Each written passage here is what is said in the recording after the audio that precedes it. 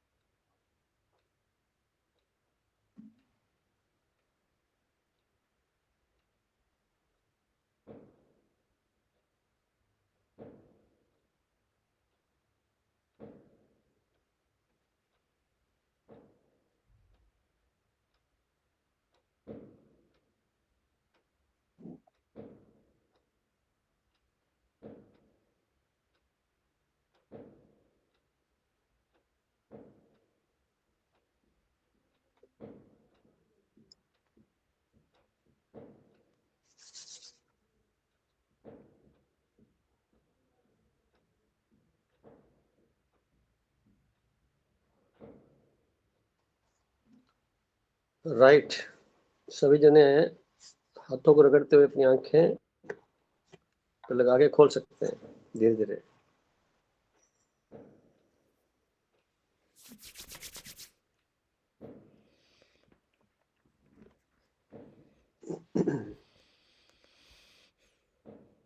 तो आज पधारे सभी भाई बहनों का बड़ा तहे दिल से स्वागत है।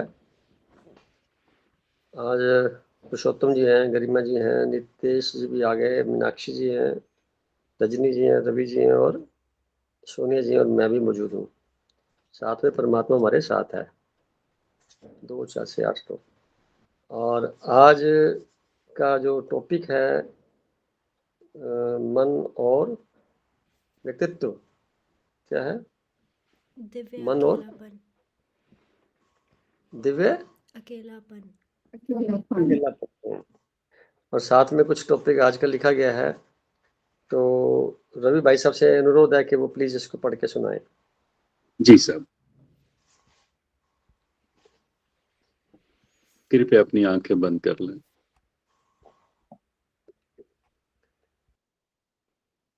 हम अपने भीतर उतरेंगे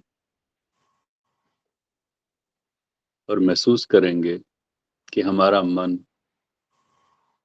उस दिव्य मन से जुड़ा हुआ है, और जिस भाव में ये लेख लिखा गया है, हम मालिक से प्रार्थना करते हैं कि वो लेख हमारे भीतर उतर रहा है।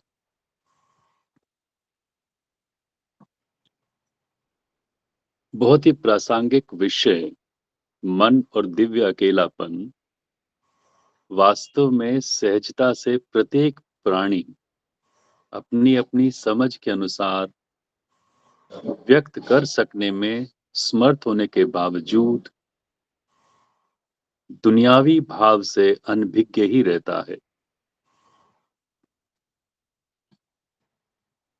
मन और दिव्य अकेलापन वास्तव में सहजता से प्रत्येक प्राणी अपनी अपनी समझ के अनुसार व्यक्त करने में समर्थ होने के बावजूद बुनियादी भाव से अनभिज्ञ ही रहता है, जब तक उसके मर्म को न समझ सके। मन जहां विचारों का स्रोत है, वहीं अकेलापन नितांत स्वयं का दर्शन है, जिसे द्वैत से अद्वैत के रूहानी सफर के दौरान अकेलेपन से दिव्य अकेलापन महसूस किया जा सकता है। अकेलापन नितांत स्वयं का दर्शन है, जिसे द्वैत से अद्वैत के रूहानी सफर के दौरान अकेलेपन से दिव्य अकेलापन महसूस किया जा सकता है। मन अपने स्वभाव के अनुसार निरंतरता में निर्बाध गति से विचारों को प्रकट करते रहने का पर्याय है, जबकि अकेलापन विचार मुक्त अवस्था का द्योतक होने के कारण ध्यान मार्ग में क्षण विशेष में स्वयं के एहसास को सुशोभित करना है, जहां निरंतरता में सिर्फ दिव्य अवस्था को सार्थक बनाना माने साक्षी भाव में रमना, जहां विचारों का आवागमन नगण्य होता है। सिर्फ अकेलापन लौकिकता में किसी दूसरे की गैर मौजूदगी का पर्याय है, परंतु विचारों का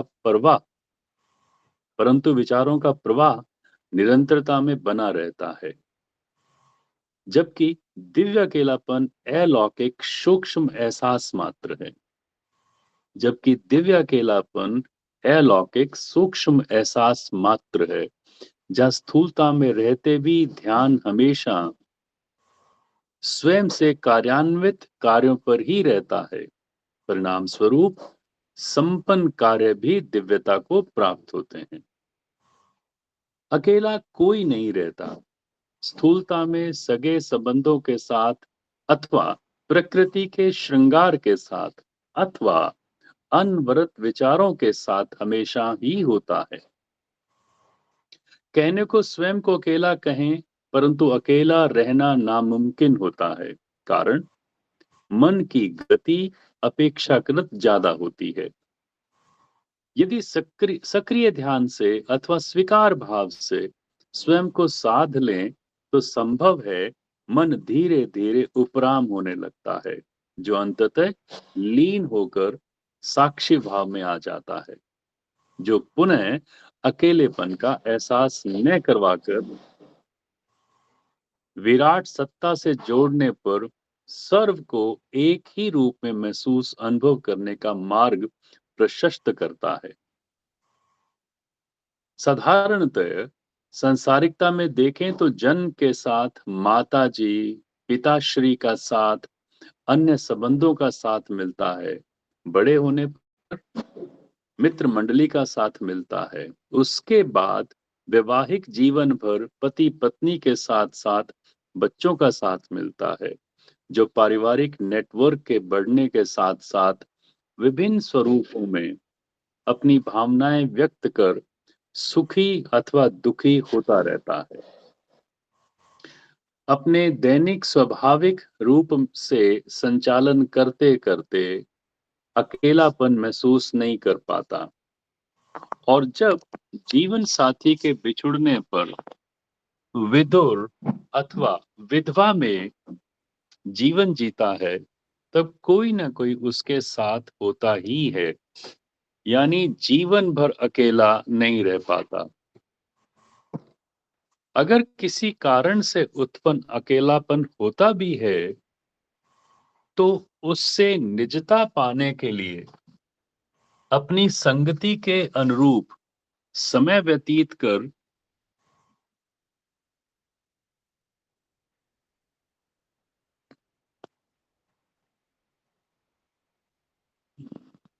जीवन भर अकेला नहीं रह पाता। अगर किसी से उत्पन्न अकेलापन होता भी है तो उससे निजता पाने के लिए अपनी संगति के अनुरूप समय व्यतीत कर अपने अकेलेपन को संसार से भर लेता है।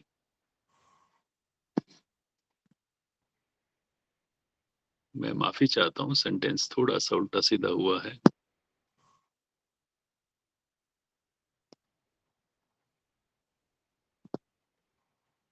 यक्ष प्रश्न ये है कि अकेलापन नितांत अनावश्यक है, जो भय कारक है। दूसरी तरफ आध्यात्मिक यात्रा अकेलेपन से शुरू होकर दिव्यता की ओर अग्रसर होने का पर्याय है, जिसमें सीमितता से असीमितता का एहसास कराने का उपक्रम बनती हैं। दूसरे शब्दों में द्वैत से अद्वैत की ओर अग्रसर होकर आत्मिक सत्यता को जानना और समझना होता है, जो शाश्वत सत्य है। मन जब अकेला रहने पर राजी हो तब निसंदेह आध्यात्मिक उन्नति का मार्ग प्रशस्त होता है, और सघन अकेलापन नितांत एकांत प्रिय बनाता है, जो क्रम को जारी रखते हुए दिव्यता का एहसास कराता है। यात्रा यहीं समाप्त नहीं होती, बल्कि दिव्यता का अंतिम पड़ाव स्वयं के साक्षात्कार तक जारी रहता है। परमात्मा को पाया अथवा देखा नहीं जा सकता, वरन समझते हुए जानने का विषय है, जो अद्वैत है और दिव्यता उसका मार्ग है। विषय बहुत ही असीमित होने के कारण सीमित करना अपने अनुभव पर निर्भर है। लेखनी को विराम देते हुए आग्रह है कि जिज्ञासावश प्रश्नों का सत्संग अभी जारी है।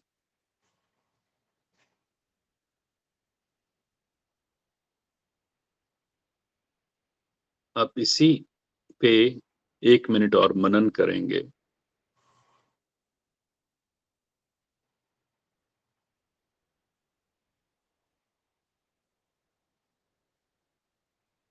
आज का आध्यात्मिक चिंतन, दिव्य दर्पण। ये दुनिया एक दर्पण के समकक्ष है। जिस प्रकार स्थूल दर्पण में स्वयं का बाहरी स्वरूप देखते हैं और आंतरिक स्वरूप नगण्य रहता है, ठीक वैसे ही दुनिया में स्वयं का ही आंतरिक स्वरूप अबोध युक्त होकर देखते हैं, यानी स्वयं के बाहरी आवरण को दर्पण में देखना और संसार रूपी दर्पण में दूसरे की आंतरिकता को देखना स्वभावतः होता आया है। पुनः दिव्य दर्पण, ये दुनिया एक दर्पण के समकक्ष है। जिस प्रकार स्थूल दर्पण में स्वयं का बाहरी स्वरूप देखते हैं और आंतरिक स्वरूप नगण्य रहता है, ठीक वैसे ही दुनिया में स्वयं का ही आंतरिक स्वरूप अबोध युक्त होकर देखते हैं, यानी स्वयं के बाहरी आवरण को दर्पण में देखना और संसार रूपी दर्पण में दूसरे की आंतरिकता को देखना स्वभावतः होता आया है। जबकि सच ये है कि जैसा आप हैं वैसे ही तो दिखेंगे, चाहे दर्पण में स्वयं की स्थूल काया अथवा सांसारिकता में स्वयं की आंतरिकता। क्षण विशेष में स्वयं का बोध ही इसी बात पर निर्भर है कि देखना स्वयं का ही हो जाए तो अलौकिकता का पर्याय है। क्षण विशेष में स्वयं का बोध ही इस बात पर निर्भर है कि देखना स्वयं का ही हो जाए तो अलौकिकता का पर्याय है, जो अलौकिकता का पर्याय है। शेष बाहरी तो व्यवहार है जो स्वतः ही नैसर्गिक हो जाएगा।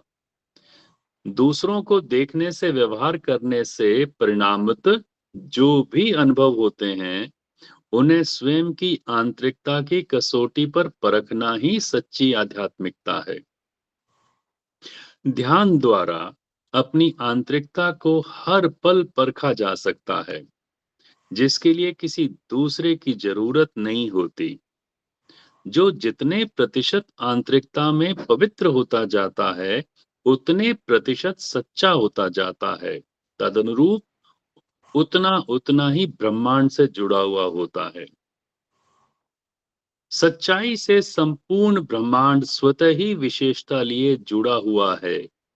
परिणाम समस्त ब्रह्मांडीय शक्तियों का संचालन स्वतः ही अदृश्यता में स्वयं ही हो रहा है। जिस प्रकार शारीरिक सूरत होती है, ठीक उसी प्रकार स्थूल दर्पण प्रक्षेपित करता है, जबकि आंतरिकता देखने का कोई स्थूल यंत्र नहीं बना हुआ। स्वयं की आंतरिकता का आभास करने के लिए या तो ध्यान की गहराइयों में उतरना पड़ता है, जो स्वतः ही दूसरों में भी स्वयं का अक्ष देखने में समर्थ हो जाता है।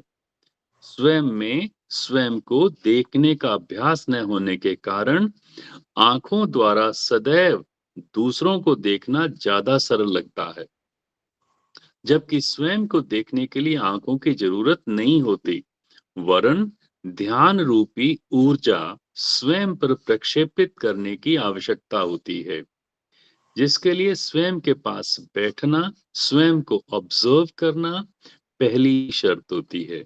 जो मुश्किल लगता है, परिणामतः जन्म जन्मांतरों से दूसरों को देखते देखते स्वयं से वंचित रहना, व्यर्थता में ही अबोध पूर्वक रहना, संसारिक जीवन व्यतीत कर इतिश्री कर लेते हैं और परमात्मा की कृपा स्वरूप जीवन में जब कभी बोध जगता है, तब धार्मिक यात्रा पश्चाताप से प्रारंभ होती है और संसारमय होकर विचरण करते करते आध्यात्मिकता में तब्दील होकर स्वयं में निहितता होती जाती है, यानी सूक्ष्मतः अपने मूल स्रोत यूनिवर्स परमात्मा के एहसास से सदैव ओतप्रोत होना नैसर्गिकता में सिद्ध होता जाता है। विचारणीय विषय कि देखना कितना महत्वपूर्ण है। स्थूलता में वो आंख बेकार है जो स्वयं में स्वयं को न देखे, वो कान बेकार हैं जो स्वयं में निहित परम संगीत की ओर न आकर्षित हो, वो मुख बेकार है जो संसारिकता में रहकर परमात्मा का शुक्राना ना करे, वो पैर बेकार हैं जो परमात्मा मय पद मार्ग पर न चलें, वो शरीर बेकार है जो परमात्मा में न हो। ध्यान रूपी बिखरी ज्योत को एकाग्र करना ही परमात्मा मार्ग पर चलना है, जो समस्त गुणों का सार है। अब देखना सहज देखना नहीं होता, वरन सार तत्व के साथ का एहसास भी समाया हुआ होता है, जो कालांतर में स्वभावगत होकर आनंदमय जीवन का पर्याय बनता है। अतः देखना ही ध्यान हो जाए, चाहे दर्पण में अथवा सांसारिकता में, जिसका आधार निर्लिप्तता में होना ही रह जाए। दूसरों पर ध्यान देना सांसारिकता और स्वयं पर ध्यान देना आध्यात्मिकता, जबकि मध्य में धार्मिकता समाई हुई है। बेध्यान से आरंभ होकर धार्मिक अवस्था में प्रवेश और धार्मिक होकर आध्यात्मिकता में रमना सिद्ध है। समस्त भक्ति पाठ पूजा का परिणाम ध्यान है, और ध्यान उपरांत स्वयं का साक्षात्कार यानी स्वयं का स्वयं यानी यूनिवर्स परमात्मा में विलीन होना ही दिव्य दर्पण बनता है। दर्पण तो वो हो दिखाएगा जो भी उसके सामने आएगा। दर्पण तो वो ही दिखाएगा जो भी उसके सामने आएगा। यदि स्थूल दर्पण के पृष्ठ भाग पर लगी लेयर को साफ कर देवे, तो वही दर्पण पारदर्शी बनकर विरलता प्राप्त कर लेगा, जिससे स्वयं की स्थूल काया भी नहीं दिखेगी, जबकि सामने वाले को देखना भर होगा। जो लेयर एक पर्दे का कार्य करती है, जो देखने वाले के प्रतिबिंब को प्रेषित करती है और वास्तव में स्थूल ऑब्जेक्ट को एज इट इज प्रक्षेपित करती है, अगर उसी दर्पण को ध्यान पूर्वक दृष्टिपात करें, तो स्वयं की वास्तविकता स्वरूप परम ऊर्जा का एहसास भी औरा स्वरूप कर सकते हैं, जिसे त्राटक से संबोधित करते हैं।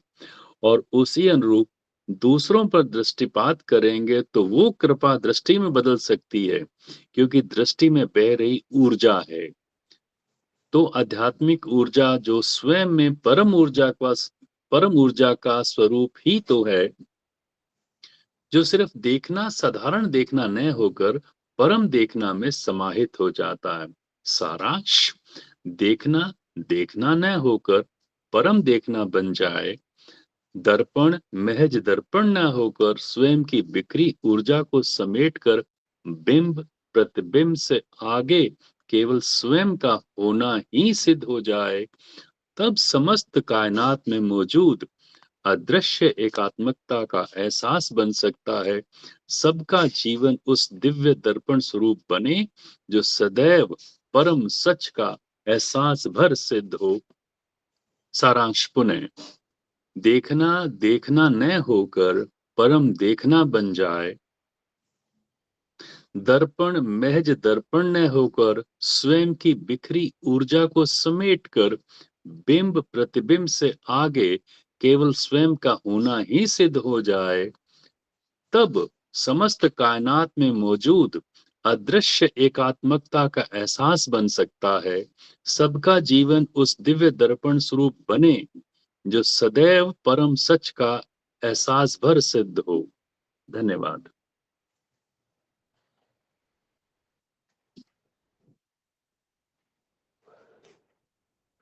बहुत बहुत शुक्रिया भाई साहब आपका। बहुत ही शुक्रिया। सुंदर व्याख्या के साथ आपने इसको समझाया भी, बताया भी। अब हम सब लोग बैठे हैं इस लेख को, पहले वाले लेख को तो करीब 4 साल हो गए होंगे, और दूसरा जो है तो आज का लिखा हुआ है। मतलब इसके पीछे जितना मर्जी लिखते जाओ, शब्द घूम फिर के वही आते रहेंगे। मकसद लिखने का यही है कि हम साधारण दृष्टि से ना देखें। आंखें तो एक खिड़कियां हैं, आंखों से हम देखते हैं, देखने वाला कोई और है, खिड़कियां दिखाई देती है हमको सबकी। तो उसमें भ्रम रहता है, क्योंकि बाहर खुलती खिड़की तो बाहर ही देखने की बात बनती है। तो खिड़की को खुले भले बंद रहे, अंदर दृष्टि को विपरीत दिशा में घुमाना, यानी स्वयं को देखना, ही परम देखना बनता है। और जैसे ही हमें ध्यान से देखने की प्रक्रिया में आते हैं तो आंखें खुली रहें बंद रहें उससे कोई फर्क नहीं पड़ता। एक आंखों के शेप में बदलाव आना शुरू हो जाएगा, आंखें थोड़ी सी तिरछी होनी शुरू हो जाएंगी और कम खुलेंगी और उसके अंदर हमेशा पानी मौजूद रहेगा, सूखेंगी नहीं आंखें कभी भी, क्योंकि इतनी करुणा उससे बहती है। तो आंखों से पता लग जाता है कि आदमी किस प्रकार का है, किस स्वभाव का होगा, और इसी को हम स्थूलता से जान सकते हैं। और जब हम दर्पण में देखते हैं तो देखते देखते काफी साल बीत जाते हैं, पर हम अपनी खुद की शक्ल, चेहरा एज इट इज बनाने में असमर्थ रहते हैं, क्योंकि देखना सिर्फ कुछ और होता है। हम गहराई से नहीं देखते, एकाग्र होकर के नहीं देखते, और जो होता है उसी पे हम अपना कार्य करते हैं। दूसरों को देखते रहते हैं और उनके व्यवहार से हम दुखी होते हैं। दूसरों को व्यवहार से दुखी होने का मतलब है जो दुख आप महसूस कर रहे हैं वास्तव में वो दुख पहले से ही आपके अंदर मौजूद था, जो प्रक्षेपित होकर के सामने वाले में दिखाई दिया।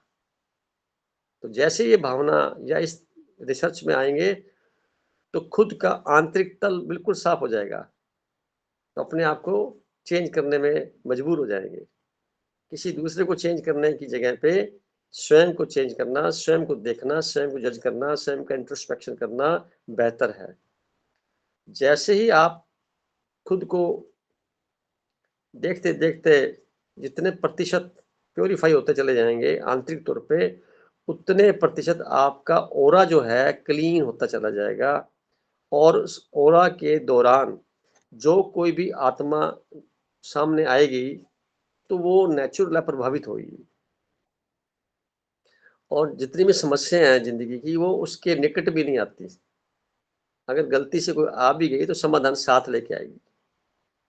दूसरे को चोट पहुंचाना, दुखी देना, करना या देखना, तो उससे बेहतर है कि ऐसा ना करके उसके व्यवहार जो किया गया जिससे आप कोई आदमी परेशान है, समाज की सबसे बड़ी समस्या यही है, दूसरों से किए गए व्यवहार से दुखी होते हैं।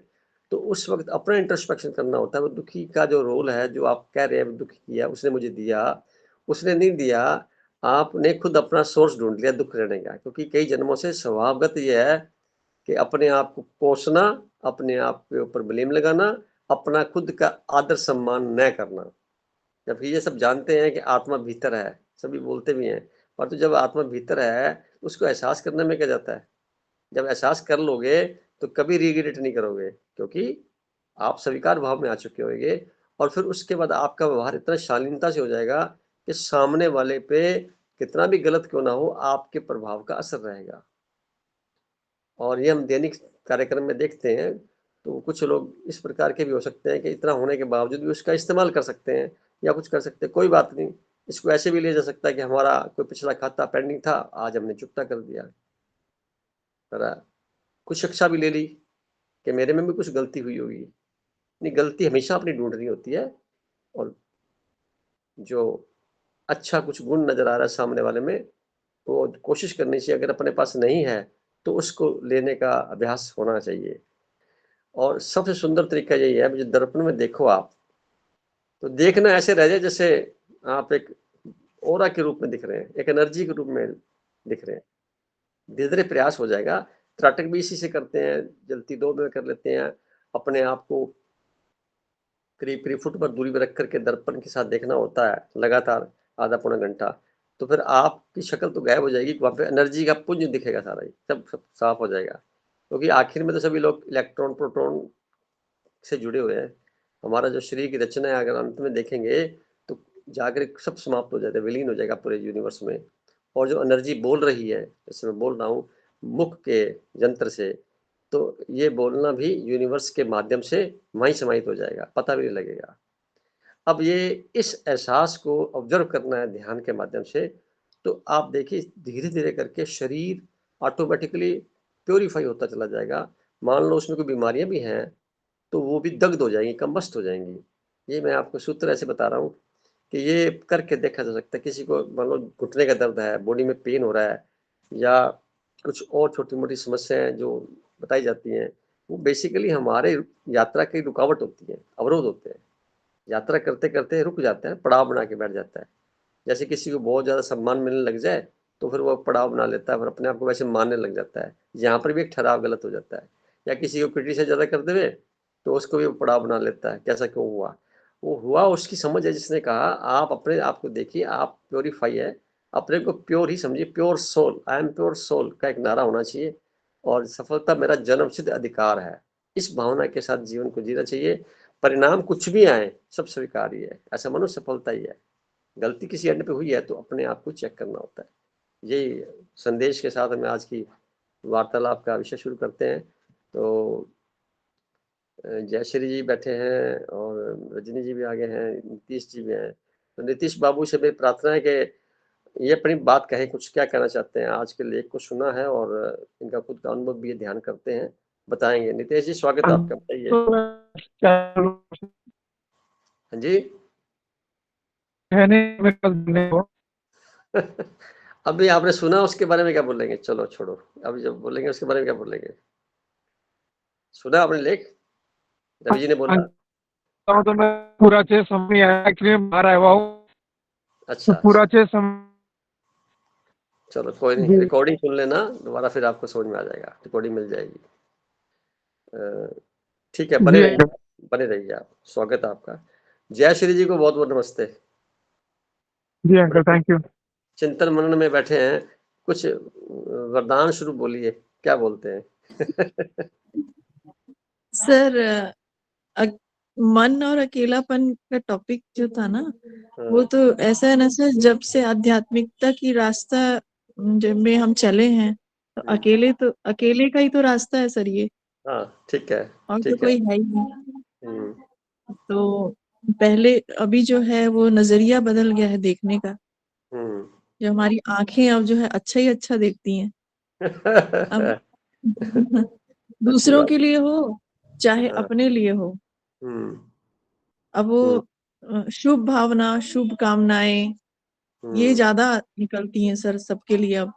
पहले हम्म, क्या था, छोटी छोटी चीजों पे जैसे आपने लिखा ना कि ब्लेम करते थे, ऐसा हम्म, क्यों हुआ, उसकी वजह से हुआ, वो ऐसा है, ये ऐसा है, उसके कारण हम खुद परेशान रहते थे। तो हम्म, अब नजरिया बदल गया है, अब हम्म, ये आ गया कि नहीं, don't blame others, hmm. Accept all.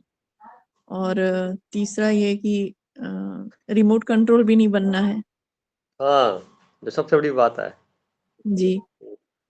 और मतलब कि अपने आप के साथ ज्यादा बातें होती रहती हैं सर अंदर अंदर।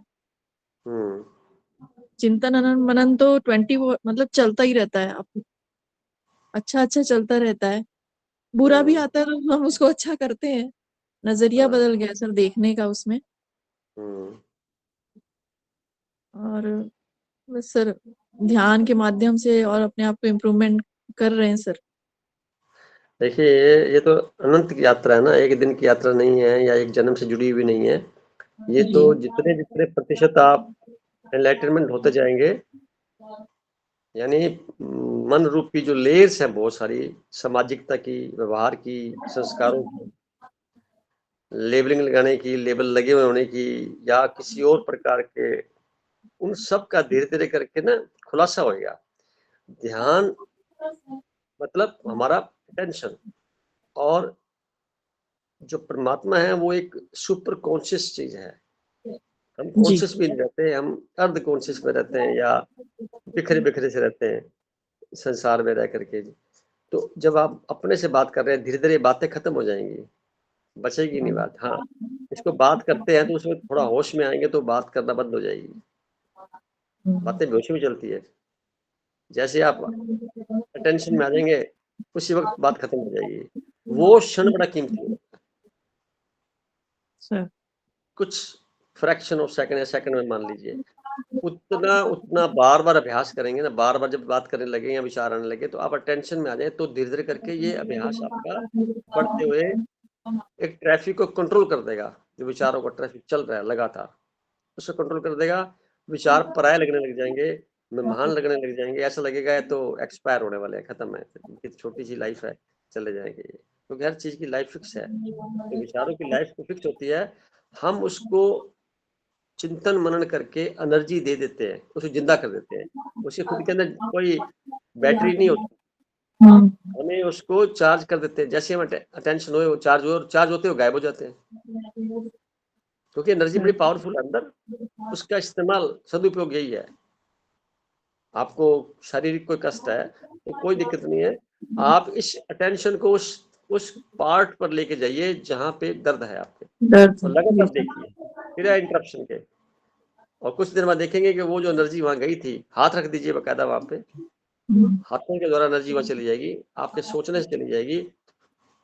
वहां पे एक प्रकार का जो ब्लॉकेज था वो खुल जाएगा। पहले बार में कम खुलेगा, दोबारा जल्दी खुल जाएगा। वो आपकी खुद की प्रतिशत कितनी क्षमता है उसके ऊपर निर्भर करेगा। सर ये हम दूसरों के लिए भी कर सकते हैं? हाँ, कर सकते हैं आप। कोई आदमी पीड़ित है, बेचारा बैठा है, तो अपने हाथों को थोड़ा रगड़ करके उसके ऊपर रखिए और आप खुद उसको एनर्जी प्रेषित करिए कि मेरी प्योर सोल जो आज है वो एनर्जी वहां ट्रांसफर हो रही है। तो प्योर सोल क्या होती है? वो एक प्रकार की सकारात्मक कृपा वाली एनर्जी होती है। तो जहाँ कहीं भी अराजकता है शरीर में, ठीक हो जाएगी आपको। सुना होगा ना, लोग सिर्फ टच करते थे, किसी जमाने में कोई वैद्य डॉक्टर ठीक हो जाते थे। तो कारण क्या था? उनके अंदर वैसी पॉजिटिव एनर्जी बह रही है, पावर था। जी सर। उन्होंने नेगेटिविटी के ऊपर क्रॉस करके चले गए, तो वो जो एनर्जी होती है आप कर सकते हैं। या दूसरा तरीका है देखना, आप उसको दृष्टि दीजिए, वो सारा कुछ क्लीन हो जाएगा उसका। तो 5-10 मिनट में क्लीन हो जाएगा, ज्यादा लगेगी नहीं। आपके सामने बैठा, गायब, सब सफाई होगी। तो कुछ लोग देखेंगे, मिलते भी होंगे तो लगेंगे इनके पास बैठना अच्छा लगता है। क्यों लगता है? क्योंकि उसकी एनर्जी इस तरह की है कि आपको सेटिस्फेक्शन के साथ में एक बहुत रिलीफ मिलता है, सुकून मिलता है। धीरे धीरे करके आप उस चैनल में, चुंबक नहीं समझ, चुंबक कैसी होती है? लोग ज्यादातर लोहे के रूप में होते हैं, ज्यादातर अपनी एनर्जी को दबा के बैठे होते हैं, उसको निकालते नहीं है बाहर। सर लेकिन यहाँ ऐसा है ना, यहाँ पर उल्टा है सर। बाकी इतने सारे नेगेटिव लोग हैं ना, तो हमको लगता है नहीं हम अपने आप को समेट ले, हम अकेले हो जाते हैं, आ जाते हैं वापस। इतना नेगेटिविटी आसपास सर। मतलब बातें जो करते हैं ना घर पे, प्रॉब्लम्स बताना ये वो, तो हम नहीं रह पाते सर उसमें। देखिए उसके लिए क्या करना होता है, आप उनको बदलने के लिए प्रयासरत न होइए, आप अपने आप को ही सिक्योर करना होता है, परंतु भागना नहीं होता। मैं एक लाइन बोलूंगा, लोग भाग जाते हैं, डरते हैं। अरे उनके बीच में रहिए, आप उनके बीच में रहिए और अपने आप को महसूस करते रहिए, मैं हूं यहाँ पे। और धन्यवाद दीजिए उन सबको, क्योंकि उनकी वजह से आपकी वैल्यू ज्यादा है।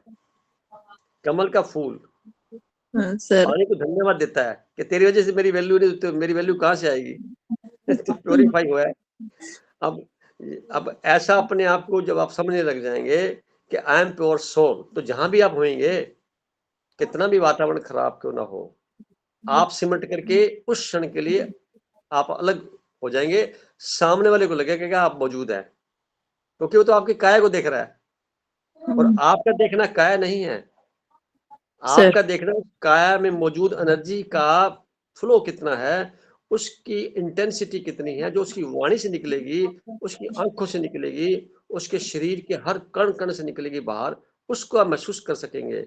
और जैसे महसूस करेंगे, मैच कर जाएगी तो आपको अच्छा लगेगा, और मैच नहीं करेगी तो आपकी एनर्जी पॉजिटिव वाली सामने वाले को प्रभावित करके उसको आप जैसा एहसास कराने का प्रयास करेगी। जी सर। भाई बोलते सब मिलके बड़ी खुशी हुई, बड़ा मजा आ गया, बोलते ना लोग सर।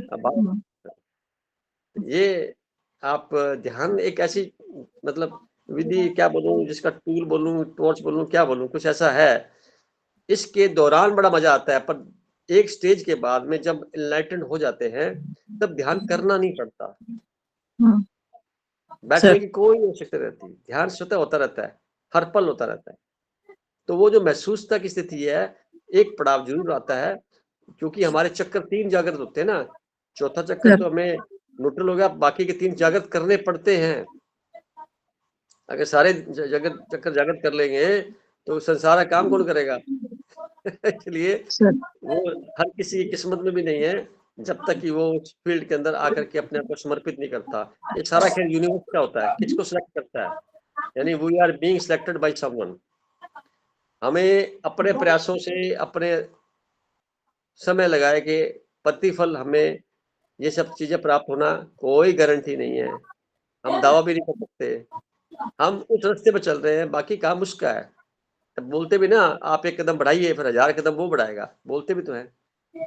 आप 1 कदम का मतलब उस रूप में बैठिए अपने डिसिप्लिन तरीके से। आप शुरू में तकलीफ होएगी, हर तरह का परेशानियाँ आती हैं, सांसारिक तक आदतें गंदी पड़ी हुई हैं, आदतें सुधर जाएगी, तो धीरे करके शरीर आपका कहना मानने लग जाएगा। अभी शरीर कहना नहीं मानता, सुबह 5 बजे खाने के लिए बोलें तो दिक्कत आएगी, तो शरीर को राज़ी करना पड़ता है शुरू में, वो राज़ी होता है, उसके बाद काम वही शरीर काम कर लेता है। कोई बहाना देते हैं ना ऐसे करके, ऐसा नहीं है, बहाना अपना गलत है, समय सबके पास उतना ही है। आप एक कैसे उसको प्रायोरिटी में तय किया हुआ है।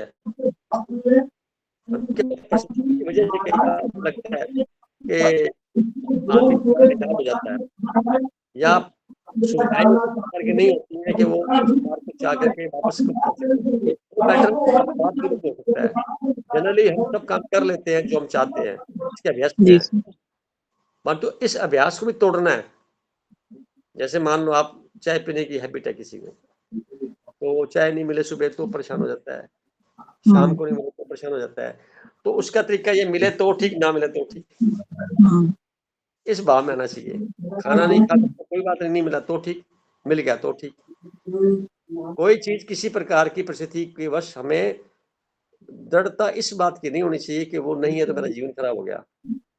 मान लो गाड़ी खराब होगी, कोई बात नहीं, बस पकड़ लो, पैदल चले जाओ, ऑटो चले जाओ, या अपनी प्रायोरिटी में से कुछ पॉइंट्स हटा दो ताकि कि आपका समय बाकी का जो है वो सदुपयोग में आ सके।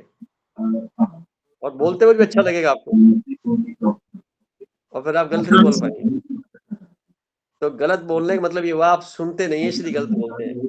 जब आप अपने आप को सुनने लग जाएंगे ना बोलते वक्त, क्योंकि हमारा अटेंशन सामने वाले पे होता है तो हम सुनते नहीं है। तो यहाँ थोड़ा सा अध्यात्म में उल्टा बोल रहा हूँ मैं, हमें अपने आप को सुनना है बोलते वक्त। जैसे ही बोलते हैं, जैसे रवि भाई साहब ने लेख पढ़ा, अपने सुन भी रहे थे बड़े मजे से और रिपीटेशन भी कर रहे थे, इसको बोलते हैं अटेंशन। और नहीं तो लेख तो पढ़ के खत्म कर देते हैं, पढ़ लिए जैसे पाठ पढ़ना होता है, किसी ग्रंथ को पढ़ना होता है ना, रट्टाफिकेशन बोलते हैं उसको, तो पढ़ लिया ठीक है खत्म हो गया, एक फॉर्मेलिटी सी करती है। एक एक शब्द का महसूस करके अगर हम पढ़े तो आप देखिए बच्चों में आज पढ़ जाए तो 2-3 बार पढ़ाई करेगा तो बहुत अच्छे नंबर आ सकते हैं, एकाग्रता कितनी बढ़ जाती है। ये एकाग्रता का उदाहरण है। कितना आप एकाग्र है कि एक लाइन को कैसे सुन रहा है, बता रहा है या पढ़ रहा है। तो ये हमारी एकाग्रता को बढ़ाने के लिए अपना प्लेटफॉर्म बना हुआ है ना। एकाग्रता बढ़ेगी ध्यान से, और एकाग्रता बढ़ने के बाद में जब एकाग्रता की सीमा आती है उसके बाद वही एकाग्रता बिखर जाती है, ध्यान बिखर जाता है, आदमी कहीं और पड़ाव में आ जाता है। वहाँ पे ये एक माध्यम हट जाता है, फिर माध्यम दूसरे हो जाते हैं, फिर वो आस-पास की घटनाओं की आवाज़ के प्रति बड़ा सावधान हो जाता है, अपने श्वासों के प्रति सावधान हो जाता है, अंदर की आवाज़ चल रही है उसके प्रति सावधान रहता है, अंतःकरण की प्रेरणा से वो सावधान रहता है। बाहर उस देखते भी नहीं देखता, आँखों के अंदर निकलने वाली एनर्जी को महसूस करेगा कितनी एनर्जी जा रही है बाहर। तो वहाँ कंजर्वेटिव वे में तरीके से प्रयास करेगा कि मैं कम से कम देखूँ, कम से कम बोलूँ, कम से कम ऐसा करें जितनी ज़रूरत है। तो आप देखिए कि ये सब चीज़ें हमें हो सकती हैं।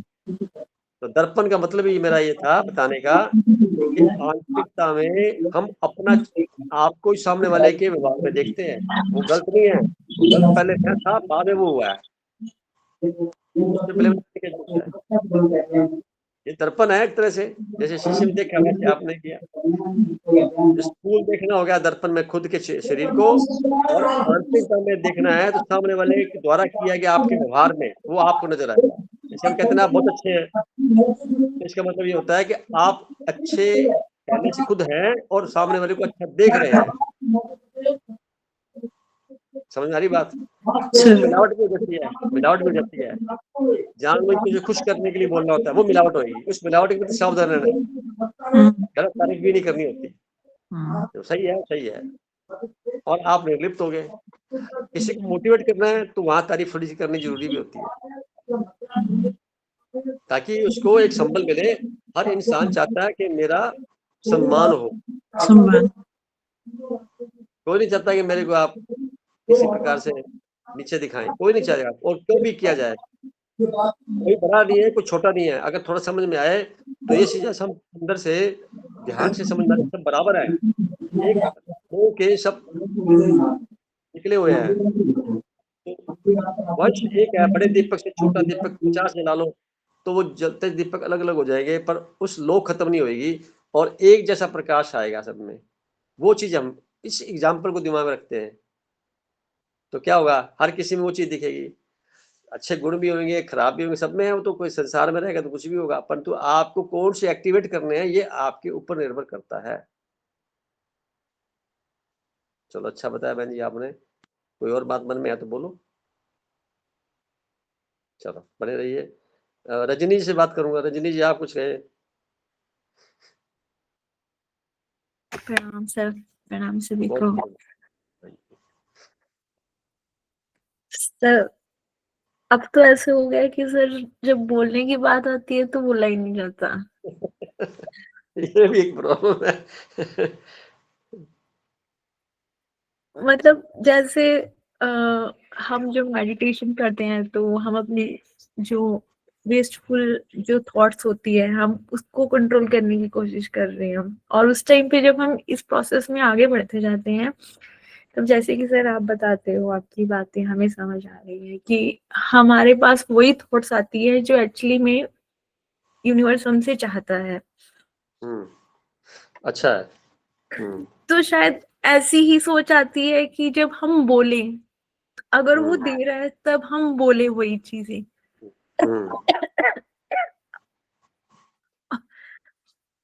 सॉरी। तो भी मैं बोलने के लिए सर आपने बोला ना तो ऐसे लग रहा है कि मेरे पास कुछ ऊपर से कुछ मैसेज आएगा तभी तो मैं बोल पाऊंगी। बहुत अच्छी बिना बात है उसकी ये मर्जी भी। के बिना उसकी खाली मर्जी के शायद मैं बोल ही नहीं पाऊंगी, या फिर सिर्फ मुझे बोलने के लिए कहा है और मैं बोल के मिलावट कर दूं उसमें, जैसे अभी आपने बोला। बहुत अच्छी बात है। आप अच्छा समझ रहे हैं इस बात को।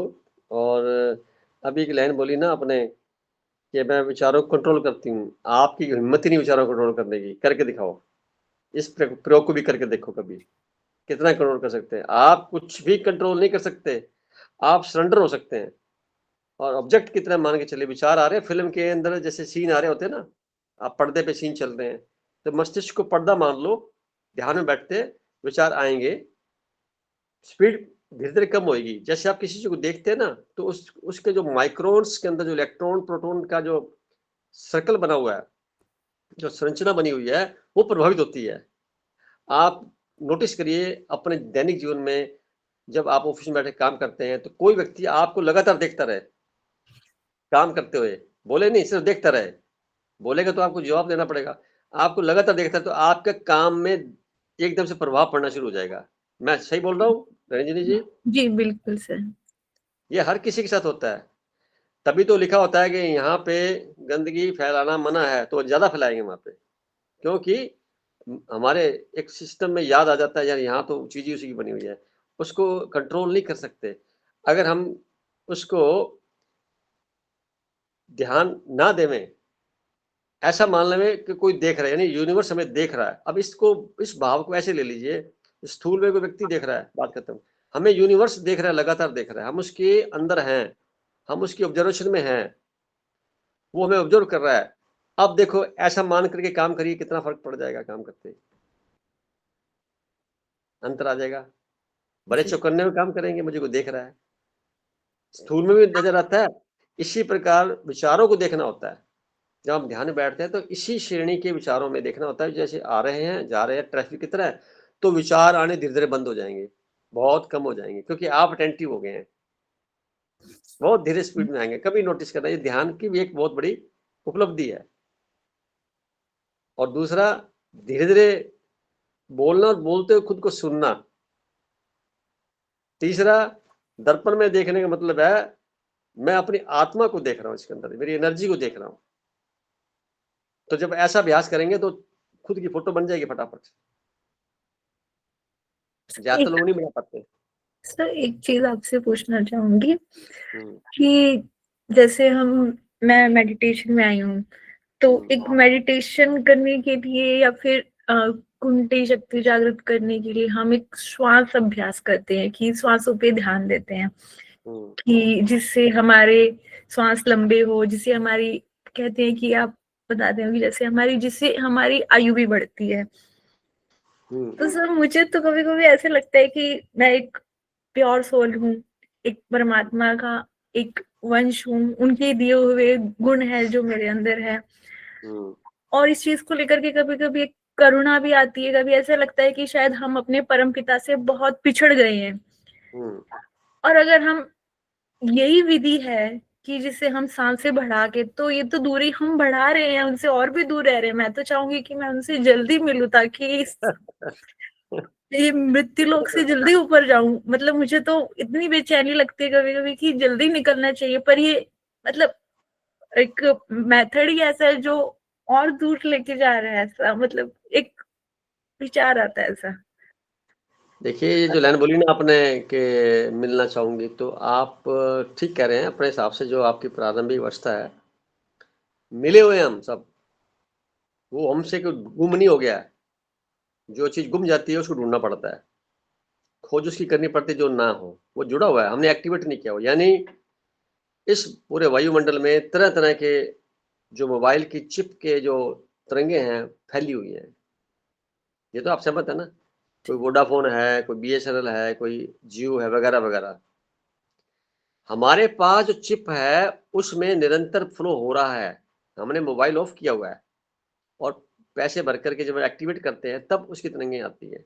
अब यहाँ क्या मतलब निकला कि वायुमंडल में तरंगे बहुत तरीके से फैले जा रही हैं, सभी की फैली हुई है। आपको सिलेक्ट करना है ना। ध्यान किसको कहते हैं? हमने अपने आप को जोड़ लिया उस सोर्स से, जिस सोर्स का कनेक्शन हमारे अंदर वंश के रूप में मौजूद है।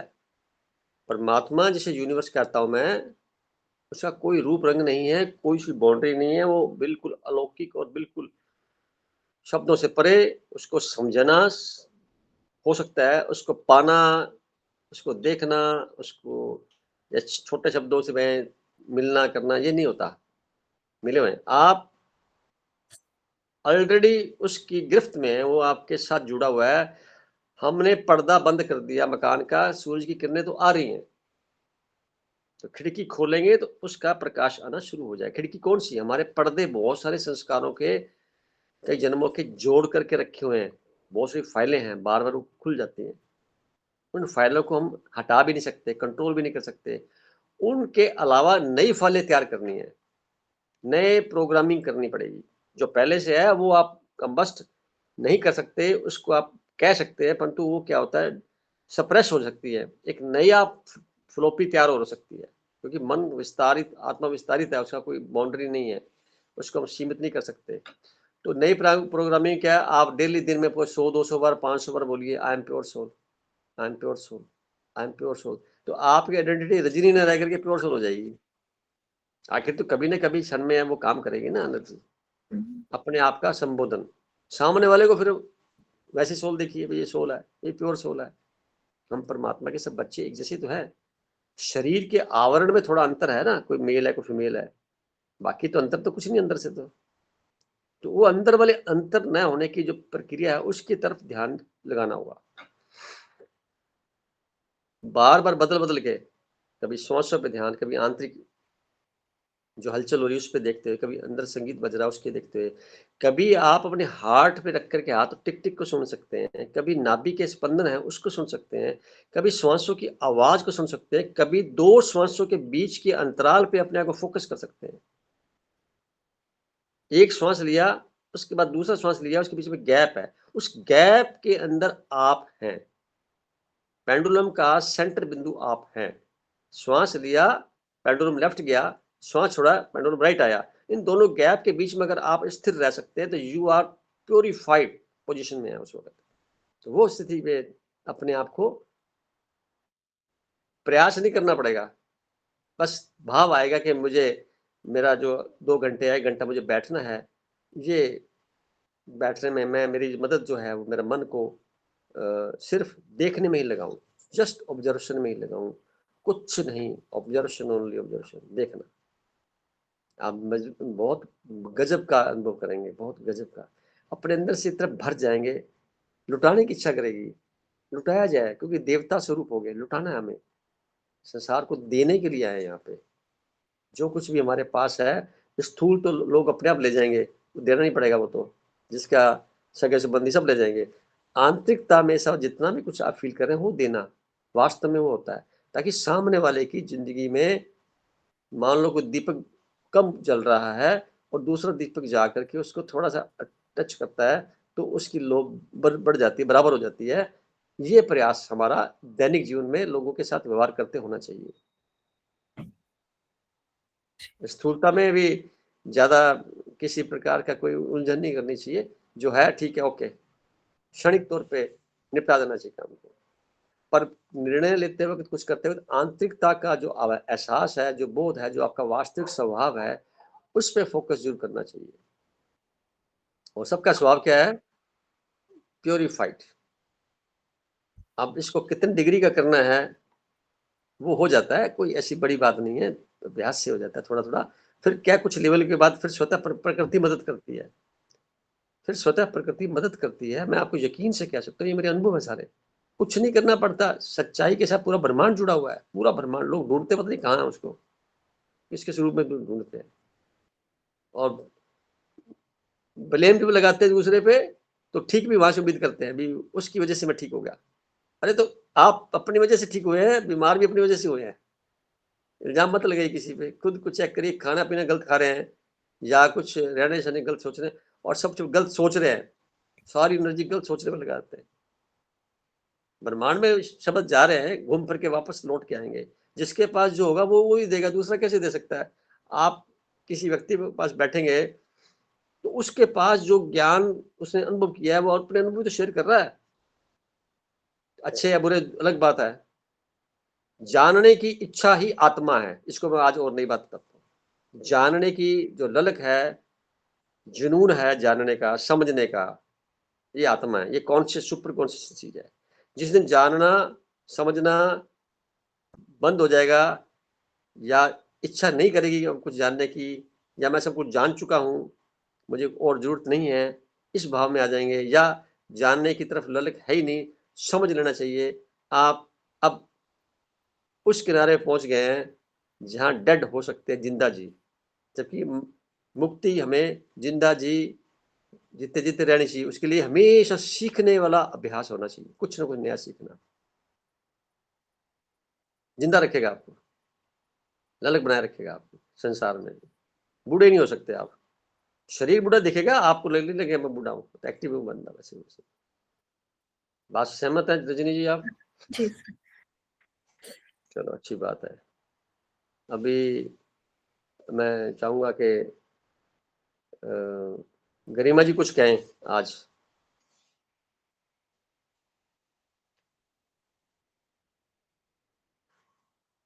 क्या कहना चाहेंगे?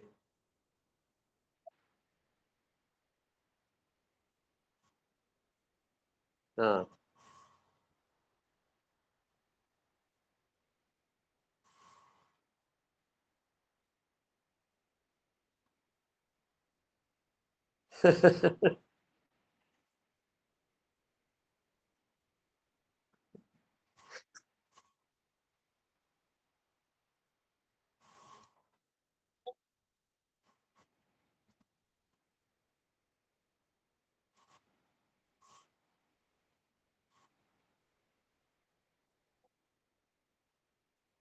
बहुत सुंदर।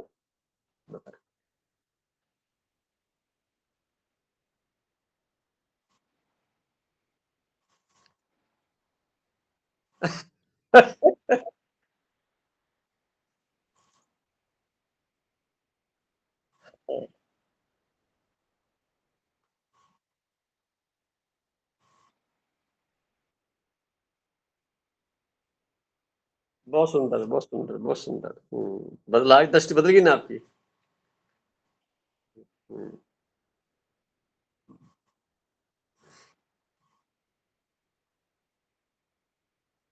हम्म।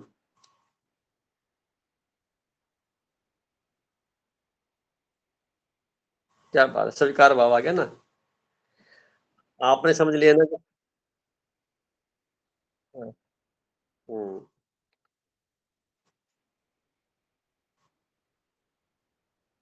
हुँ, हाँ,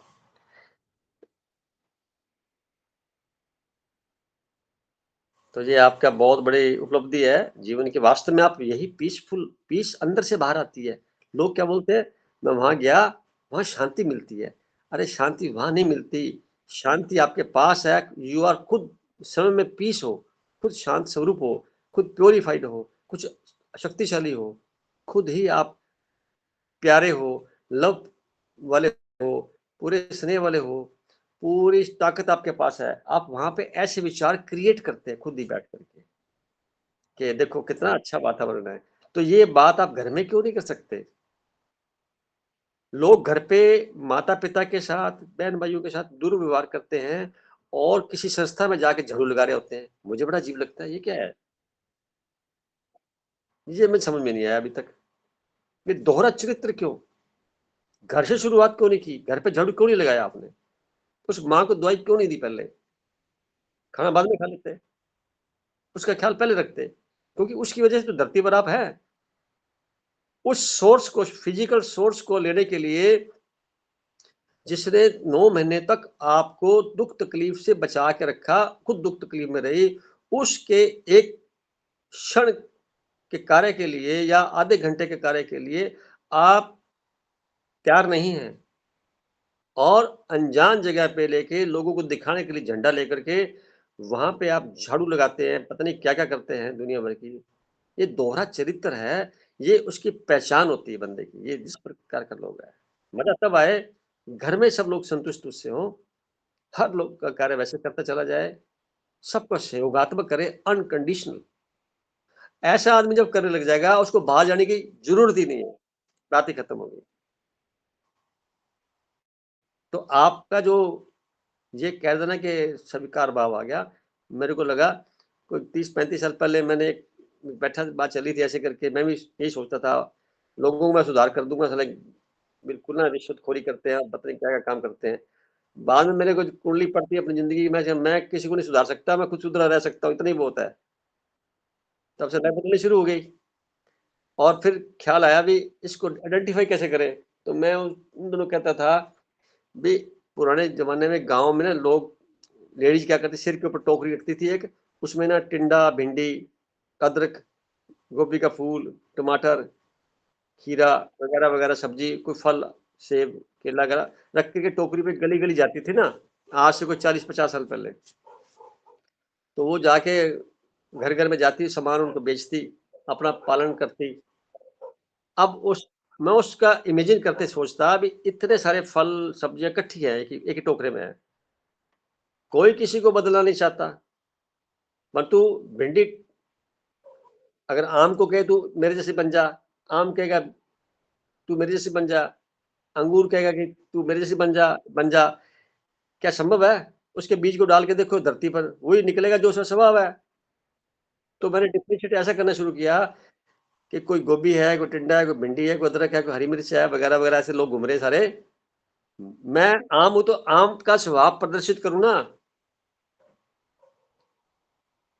मैं क्या वही तो मैंने बताया।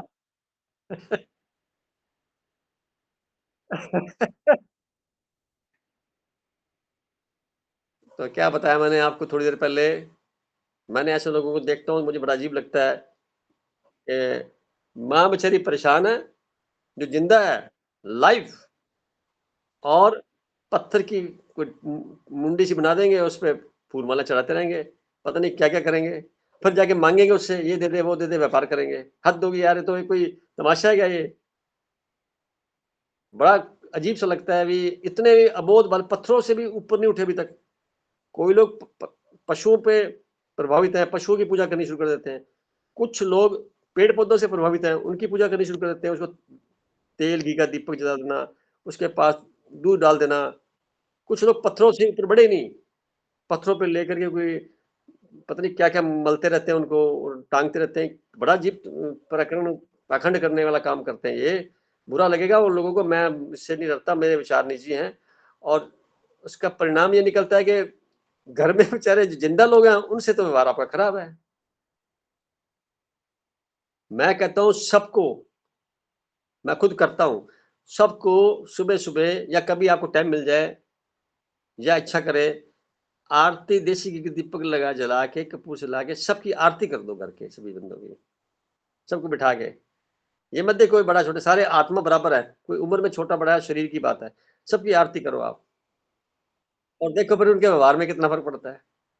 सारा और पॉजिटिव कर दिया, सारी नजरें खाए खत्म होगी, नजरें उतारने में कोई समस्या ही नहीं है, कोई कौन नजरें लगाएगा आपको लगाता रहे जो लगानी है, तो उसके पास कितनी ताकत आ गई आपको कुछ करने की।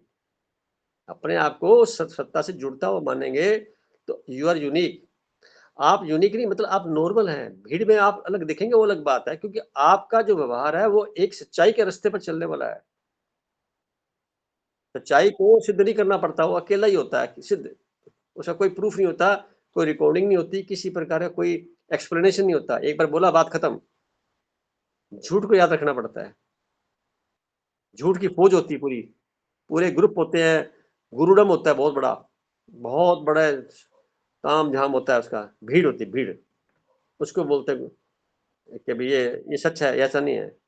इसलिए बोलते हैं ना यात्रा सबकी अलग अलग है, कोई सीक्रेट मंत्र नहीं है, कोई सीक्रेट ऐसी विधि नहीं है, कोई सीक्रेट ऐसा पैमाना नहीं है जिससे हम स्वयं को ना जांच कर सके, सबके पास मौजूद है, सिर्फ खुद को ही समझने की जरूरत है, और वो एकांत में होगा, ध्यान उसका मार्ग है।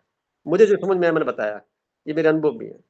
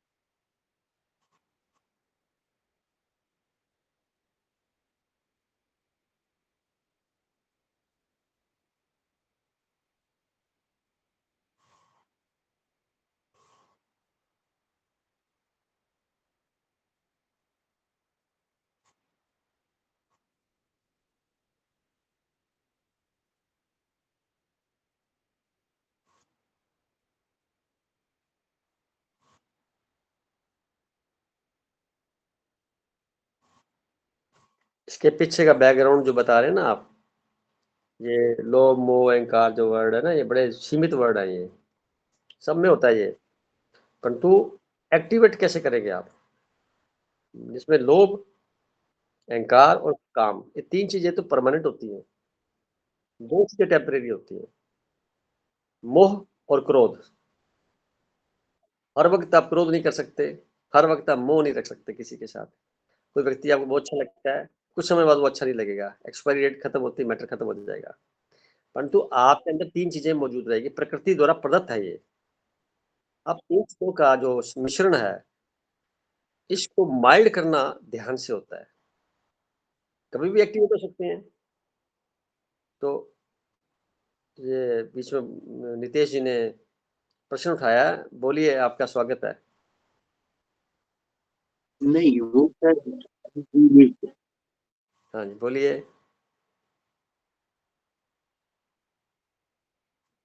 अच्छा, वो रिनेक्ट कर गया क्या? अच्छा अच्छा, कोई बात नहीं। तो ऐसी स्थिति में हमें दूसरों के ऊपर गुस्सा किस पे आता है, कभी नोटिस किया आपने? जब आपके अहंकार की पूर्ति नहीं हुई है, मैं इसको ऐसे शब्द बोलता हूँ कि इन तीनों के द्वारा लोभ मोह और लोभ, काम और अहंकार, इन तीनों के अलावा जो कार्य चल रहा है उसके अंदर प्रोसेस में अगर हमारी को मदद कर देता है, हमारे अहंकार को पुष्ट कर देवे, हमारे लोभ को संतुष्ट कर देवे या हमारे काम की पूर्ति में सहायक हो जाए, उस पर मोह आएगा। मोह उसी पे आएगा और दूसरे पे नहीं आएगा। और क्रोध भी उसी पे आएगा जो इन तीनों में बाधा पैदा कर देवे। अब इस छोटे से व्यवहार को जांच करिए जीवन के पहलुओं में कि मेरे गुस्सा कब आया और क्यों आया, किसके ऊपर क्यों आया, और उसको गुस्सा मेरे पे क्यों आया, या मेरे पे इतना मोह क्यों किया उसने। पीछे चीज की वजह जरूर होगी। इतना बड़ा भी इंसान क्यों ना हो, जब इस चीजों को समझने के लिए हमें क्या चाहिए? ध्यान। एक ही रास्त जवाब है। जब ध्यान से अपने आप को हाँ, नहीं ये जो आप बोलेंगे ना तो फिर आप अटक जाएंगे यहीं पे। आपने सेंटेंस न करना और करने की तरफ देखना ही नहीं है, आप सिर्फ उसको ऑब्जर्व करिए, ये अपने आप गायब हो जाएंगे। बहुत बारीकी से बता रहा हूँ मैं। हम कहते हैं मन को कंट्रोल करो, मन को दोष देते हैं, मन आप ही तो है भाई। ये आपका प्रोडक्ट है, बाई प्रोडक्ट है ये तो। ओरा जिसे बोलते हैं, आत्मा का बाहरी आवरण है ये। आत्मा मतलब एक बिंदु मान लीजिए एग्जाम्पल के तौर पे, और उसका मन कुछ घेरा है, तो बाहर वाला जो घेरा है ना उसका, वो मन है। पृथ्वी घूम रही है, पृथ्वी के सेंटर बिंदु पे आज तक कोई नहीं पहुंच पाया। इस स्थूल में भी जाके देख नहीं पाया, इतनी क्षमता किसी वैज्ञानिक में नहीं है। और उसके बाहर जब घूम रही है तो कुछ मीटर का या कुछ एरिया का जो सेंट्रीपिटल फोर्स बनती है, पढ़ा होगा आपने, centripetal force, centrifugal force, centripetal force, और फिर अपने बोलते हैं ना ग्रेविटेशनल फोर्स, ये घूमने से तो पैदा होती हैं। और एक नई बात बताता हूँ आपको, चंद्रमा जो है वो पृथ्वी के चारों चक्कर लगा रहा है, पृथ्वी बाकी ग्रह सारे सूर्य के चक्कर लगा रहे हैं, ये तो पता है सौरमंडल में। चंद्रमा 108 टाइम्स पृथ्वी से छोटा है,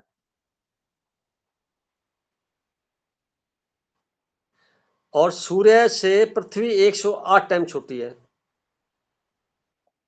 तो 108 का जो महत्व है ना, हालांकि मन के 8 108, और 108 को महत्वपूर्ण समझते हैं, बड़ा इंपॉर्टेंट समझते हैं।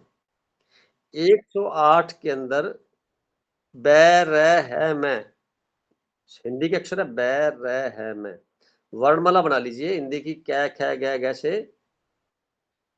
ए आई लिख करके, कै ख करके, इसके बाद जो नंबर आएंगे ना, उन नंबरों को जोड़ेंगे ना, बै रै है मैं, तो वो 108 बनेंगे। इसका मतलब ब्रह्म। 108 मतलब ब्रह्म, ब्रह्म मतलब परमात्मा, पूरी कायनात, पूरा यूनिवर्स, ब्रह्मांड। अब ये जो संख्या है हमारे, जो 108 का मतलब क्या है, नक्षत्र भी देखिए आप, 27 है, और इस नक्षत्र का 4 चरण होते हैं हर नक्षत्र के। 27 को 4 से गुणा करेंगे तो 108 होगा। ये हमारे ऋषियों ने बहुत पहले सब तय किया हुआ है। इसके लॉजिक में देखिए, 60 मिनट का 1 घंटा, और 60 सेकंड का 1 मिनट, और 24 घंटे का 1 दिन, और 365 या 65 के दिन के 1 साल। फिर ऐसे करते करते ये सारे जो गणित है पहले से मौजूद है, हमने कुछ नहीं किया, हम तो अप्लाई कर रहे हैं, उसमें से ढूंढ रहे हैं अपनी तरफ से क्या हम सही कर पा रहे हैं कि नहीं। तो ज्योतिष जिसको बोलते हैं, वो विज्ञान की तरह से चला हुआ सच्चाई को मार्ग प्रदर्शित करता है। तो अपने बात कर रहे थे कि स्वभाव पे, तो सामने वाले का स्वभाव या ओरा, अब ओरा ओरा में घूम गया था ना, विषय बदल गया। ओरा जो है, अब ओरा जैसे घूमे जा रहा है, तो दो जो एक्सेल है ना अपने पृथ्वी के, वो राहु और केतु है। अब देखो, उसको आम जनता को कैसे पता लगेगा? पढ़ेंगे समझ में तभी आएगा, या इमेजिन करेंगे तो पता लगेगा ना। तो ऐसा ना मान करके उसको कुछ भगवान का रूप बना करके पूजा करने लग जाएंगे, तो वो ठीक है, उनकी समझ की बात है, जागे हुए नहीं है। तो जितना ज्यादा जाग जाएगा, उतना उतना वो निर्लिप्त होता जाएगा। कोई व्यक्ति किसी से जागा हुआ है, कोई किसी पत्थर से जागा हुआ है, किसी से पेड़ पौधों से जागा हुआ है, उतने उतने प्रतिशत उसके अंदर भावना रहेगी। जो आदमी अपने से प्रभावित नहीं है, वो दूसरों से कैसे हो सकता है? प्रकृति ने सबको यूनिक बनाया। पहले तो यही शुरू करो ना बात। किसी की आंखें किसी से नहीं मिलती, उंगलियों के पोर नहीं मिलते, शक्ल नहीं मिलती, शरीर की कद-काठी नहीं मिलती, वाणी नहीं मिलती, और तो और सोचिए सोचने की शक्ति नहीं सबकी अलग-अलग है। और उंगलियों के निशान, पुतलियों के निशान जो है सारे डिफरेंट है, यूनिक हैं। दूसरा कोई बनता ही नहीं। इससे क्या सिद्ध होता है कि यूनिवर्स जो है नित्य नया है। कोई बैकग्राउंड उसकी हिस्ट्री नहीं है, नित्य नया है, नवीनता में है। कुछ नया-नया, कुछ नया सीखने की बात, कुछ नया-नया होना चाहिए। वही तो है ना, सीखते रहना, कुछ नया-नया होते रहना, होना, नया-नया महसूस करते रहना ही परमात्मा से जुड़ने का मार्ग है। कोई ढूँढने की चीज़ थोड़ी है। कंदराओं में जाएँगे हम, हिमालय बैठेंगे जाके या किसी गुफा में जाके ढूँढेंगे, ऐसा कुछ नहीं है। वो एक सीमा होती है, उसके बाद फिर बाहर आइए आप। फिर आप जो बोलेंगे फाइनल है वो तो। वो तो पूरा दे जाएगा वो तो। खिंचाव आ जाएगा, तो अट्रैक्शन में चले जाएँगे आप तो ऊपर। आप कहीं बैठे रहे हो आप। तो वो ऐसा महसूस करना ही परमात्मा को महसूस करने जैसा है। मुझे कुछ देख रहा है, निरंतरता में देख रहा है। जब आप कोई भी कार्य करें या कोई कार्य के दौरान ऐसी बात आती है, तो पहला सूत्र यही है कि मुझे कोई देख रहा है। तो अब मान लेना आप गलत हो गया, कुछ गलत ना बोला जाएगा ना होएगा। फिर क्या रह गया? कितना सरल तरीका है देखो, जिसको ढूँढने का, समझने का, जिसको लोग पता नहीं क्या-क्या टफ बना दिया बिल्कुल ही। इस श्वास को देखिए आप, श्वास आ रहा है, जा रहा है, बहुत नज़दीक है परमात्मा, अंदर गया, बाहर आ गया। अंदर किधर क्यों गया? अंदर उसका जो वंश बैठा ना, उससे मिलने गया था वो तो, और ऑक्सीजन बाहर के लेके चला गया अंदर। ऑक्सीजन हमारे ऑक्सीडेशन के काम आती है, शरीर को हजम करती है भोजन को, शरीर को शुद्धिकरण करने में काम आती है। वो उसके ऊपर चुपचाप आ गया, मिल के वापस चला गया। अब पता लगा? तो ध्यान क्या रखना उसके आने और जाने पे। मैं अलग हूँ, ये तब तक ही एहसास रहेगा जब तक उसमें विलीन नहीं होंगे, समाहित नहीं होंगे। जैसे ही समाहित हो जाएँगे एकाग्रता में, पता ही लगेगा मैं कहाँ हूँ और वो कहाँ है। वो दुर्लभ, वो दुर्लभ अनुभव है, पर हो जाने के बाद में पहले जैसे आप रह नहीं जाएँगे।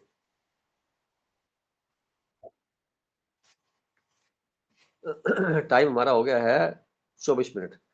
तो किसी को कोई क्वेश्चन मन में हो तो बोल सकता है, नहीं तो फिर मैं रवि भाई साहब से प्रार्थना करूँगा कि इस मीटिंग को कंक्लूड करते हुए आज का समापन करें।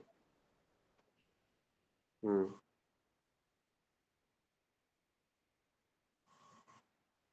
हुँ, हुँ।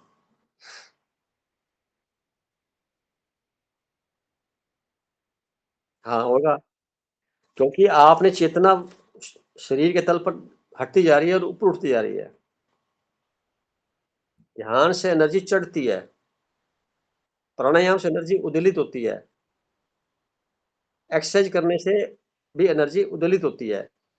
और उस एनर्जी, उद्वेलित एनर्जी को पुनः वापस स्थापित करने के लिए रेस्ट करना पड़ता है। प्राणायाम में भी, एक्सरसाइज में भी। ध्यान में ऐसा कुछ नहीं करना होता। एक बार एनर्जी उद्वेलित होगी, शुरुआती दौर की बात है, बाद में फिर आपको कुछ नहीं करना होगा। आप बैठे वहीं पहुँच जाएँगे ऑटोमैटिकली, 1 सेकंड भी नहीं लगता। इतने अटेंटिव होएँगे। बीमार लोग, मैंने इस पे अध्ययन किया, बीमार क्यों होते हैं लोग बाग? किसी दूसरे की वजह से नहीं होते। एक स्वस्थ व्यक्ति कहीं पर भी चला जाए, ये बात मैंने कोरोना काल में महसूस की। भई एक व्यक्ति जो है मरीजों के बीच में रहता है। आप देखो बहुत गरीब लोग हैं बेचारे हैं, वो बहुत गंदी सड़ी जगह पे रहते हैं, कुत्ते हैं, जानवर हैं, ये सारे कितने गंदे-गंदे जगह पे रहते हैं। इनको तो कोई कुछ नहीं होता। क्यों नहीं होता?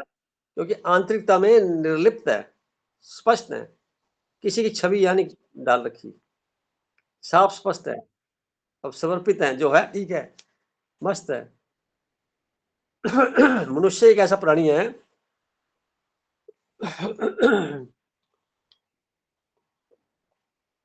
इस दुनिया भर की बातों को यहाँ रखेगा खोपड़ी में। और कौन सी? कंपैरिजन की, उम्मीदों की, पक्षपातपूर्ण व्यवहार की। जबकि उसका स्वभाव है निर्लिप्त और निष्पक्ष होना, पहली शर्त, और स्वतंत्र होना। तो वहाँ पे गुलाम बन जाता है दूसरों को बातों की वजह से। और ये गुलामी धीरे-धीरे उसको मानसिक विषाद में ले जाती है। धीरे-धीरे वो उसके जो हार्मोन सीक्रेट हो रहे हैं ग्लैंड से, वो उसमें कोई असंतुलन हो जाता है, वो बीमार हो जाता है। बात समझ में आई, पकड़ में आई? तो कहाँ बीमार होंगे? आप खुश क्यों नहीं रहते? खुश रखने के लिए कुछ पान चाहिए आपको? क्या चाहिए?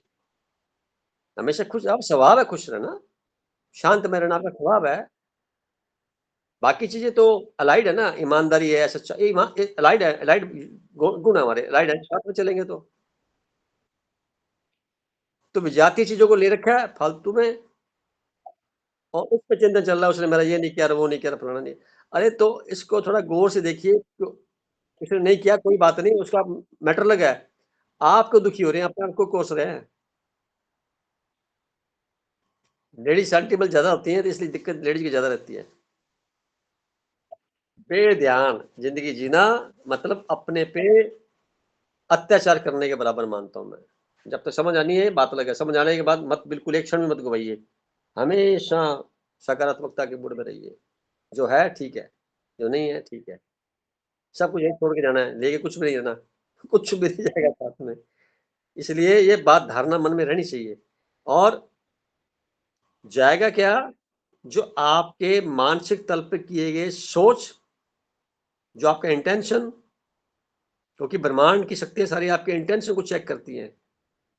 कर्म संसार देखता है, क्योंकि वो स्थूल होते हैं, सजा कर्मों की मिलती है, परंतु ब्रह्मांड से कोई सजा नहीं मिलती। वहां तो प्योरीफाई कृपा बरस रही है। जब इतने प्योरीफाई हो जाएंगे तो हमारे उनसे जुड़ते समाहित होके बात खत्म होगी, दोबारा धरती पर आए ना आए उससे लेना देना नहीं, हमारा कोई लक्ष्य नहीं है। कोई लक्ष्य मत बनाओ, कोई अपना किसी प्रकार का कोई बिंदु कुछ नहीं करना, बिल्कुल निष्पक्ष, जो हो रहा ठीक है, मौजी मन मौजी से हो जाए। मुक्त कर देना आपको समस्याओं से। चलो ठीक है, शुभकामनाएं। रवि भाई साहब से प्रार्थना, प्लीज अपने अनुबोधन से इसको समाप्त करें। आज की मीटिंग को बड़ी लंबी हो गई है, समय भी होने वाला है, प्लीज। साहब इतना खूबसूरत लिखा हुआ था दोनों ही लेख, आज का चिंतन भी और मन वाला, और फिर आपने बहुत अच्छे से उसे पुनः व्याख्यायित किया। जयश्री जी ने मन की बात करी और रजनी जी ने अपने लक्ष्य की बात करी, है ना। वो चीज मुझे बड़ी अच्छी लगने लगी थी कि ध्यान का एक लक्ष्य हम जो समझते हैं, हम जो आपस में हम जो लोग बात करते हैं कि वो शांति देता है, और लक्ष्य बेचैनी पैदा कर रहा है। तो वास्तव में इसमें बड़ा विरोधाभास दिखाई देने लगता है कि लक्ष्य हमारा बेचैनी वाला है और ध्यान से हमें चैन मिल रहा है, ऐसी कुछ चीज है। फिर सर मेरे मन में एक विचार इस तरह से आ रहा था, जब हम दर्पण की बात आप जब समझा रहे थे, मुझे किसी विशेष फल का टेस्ट तभी पता लगता है कि जब मेरी जिह्वा उसमें जो टेस्ट बर्ड्स हैं उसको पकड़ते हैं, वो बता पाते हैं कि सब मीठा कड़वा कसला जो भी कुछ है। सेम दर्पण में हम उसी चीज को देख पाते हैं जो हमारे पास है, जो हमें दिखता है, जो हमारे भीतर में है। आपको सामने वाले में बहुत गुस्सा दिखाई दे रहा, क्योंकि गुस्सा मेरे अंदर है, गुस्से को मैं जानता हूँ, गुस्से को मैं पोषित कर रहा हूँ, गुस्से को मैं हवा दे रहा हूँ, क्योंकि वही चीज मुझे दिखाई दे रही है। और यहीं पे यही हमारी कंडीशन बयां करती है। जैसे गरिमा आप कह रही थी कि मैं अब इसको भूलने लगी हूँ, तो इसका मतलब गरिमा में जो कंडीशन आ रही है, कंडीशन में बदलाव आ रहा है, क्योंकि अब उन चीजों से तकलीफ नहीं पा रही है। अब उसके जो दर्पण ने वो चीजें देखना बंद कर दी है, क्योंकि इसके लगातार ध्यान के अभ्यास से वो चीजें, जिस तरह से जो वर्ड आप यूज करते हैं, कंबस्ट कर दिया। सेम वही चीज, मैं किसी सामने वाले में बुराई देख रहा हूँ क्योंकि मेरे भीतर में बुराई है, तो ही मुझे दिखाई दे रही है। अगर मेरे अंदर से या नहीं है अगर मेरे भीतर में बुराई नहीं है या मैंने उसे देखना बंद कर दिया है तो मुझे दूसरे में भी दिखाई नहीं देगी। फिर एक और है, अगर सामने वाले में हमें उसकी आत्मा के दर्शन नहीं हो रहे तो हम आध्यात्मिकता से दूर है, जो कि हमारा जन्म सिद्ध अधिकार है आध्यात्मिकता। तो कहीं ना कहीं हमें अपने पे ही काम करने की ज्यादा जरूरत है। वो दर्पण हमें सिर्फ यही शिक्षा दे रहा है कि आपको साहब वही दिखेगा जो आपके भीतर है। और अगर भीतर में हमारी आध्यात्मिकता के रास्ते में रुकावट करने वाली जो चीजें जिसका आपने अभी बताया, ठीक है, तो हमको उस पे काम करने की जरूरत है। और वो उसके काम करने में सिर्फ एक ही मूल मंत्र है, हमें ध्यान करना है। ध्यान से एकाग्रता आती है, एकाग्रता से ध्यान होता है। ये सब चीजें पूरक है, ये सब चीजें आपस में जुड़ी हुई हैं। तो साहब मेरे पास तो बहुत ज्यादा वो बातें नहीं है अब। बहुत सुंदर भाई साहब, बहुत सुंदर आपने बातों को कंक्लूड कर दिया। जो हमारे अंदर है वही तो हम बाहर देख रहे हैं जी जैसी दृष्टि है हमारी वैसी सृष्टि नजर आएगी। जी तो सृष्टि का कोई कसूर नहीं है कि खराब हो रहा है सब कुछ। हमने विचार ही ऐसे डाले बाहर में, तो पैदावार उसी की तो होगी, उसी की पैदावार। इन्हीं शब्दों के साथ में सबका जीवन अच्छा बीते।